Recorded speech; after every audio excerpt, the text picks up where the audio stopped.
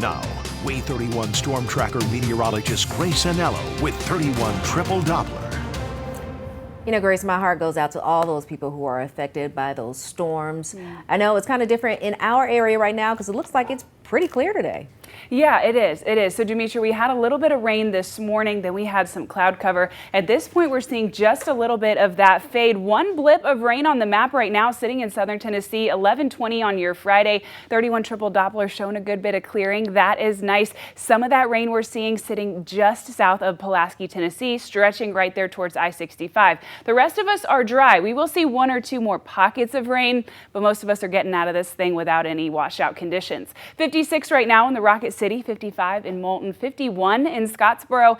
If you're heading out to an early lunch, you've got some pretty nice weather. A bit of a shock to the system. It's colder than we've been all week, but it's still quite pleasant. I'd say just grab a light jacket, throw it over your shoulders, and call it a day. Our high temperature by this afternoon sitting right at that low 60s mark for almost all of us. Still well warmer than we should be, but we're going to end up feeling a little bit cooler than we were just the last few days. So here's how the rest of your afternoon plays out. We could see just a touch of rain, namely going to sit in southern Tennessee, right along the Alabama-Tennessee state line during lunch and shortly thereafter. But you're going to notice very few of us affected by that rain. In fact, by the time you're heading home from work, we start to see just a little bit more of that cloud cover clear out. And then right when the sun sets and nobody can see it anyways, that's when that cloud cover gets out of the way. That's still good news, though. We'll have some patchy clearing in the morning, some more sunshine tomorrow afternoon before clouds return later in the evening. Tomorrow's your last day of fall spring. We told you it was coming. Don't care what that groundhog says. Tomorrow's your last one.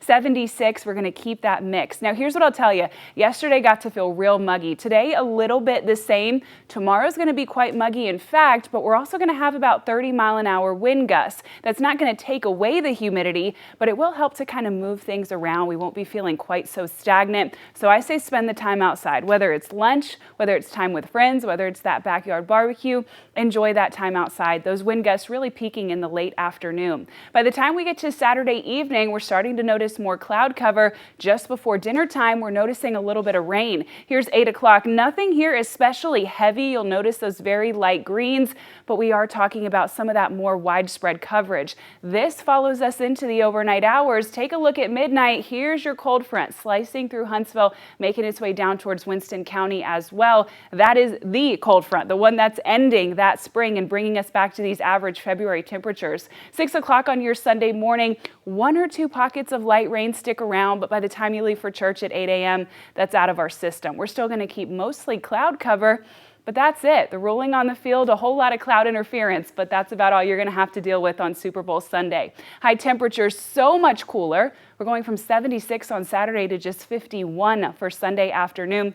By the time you get to halftime, 7:30, we're sitting in the mid-40s. Your sun is setting right by the time you're getting to kickoff. So don't think, oh man, we're going to have a halftime barbecue. You're not, my friend, unless you got a couple of mag lights with you.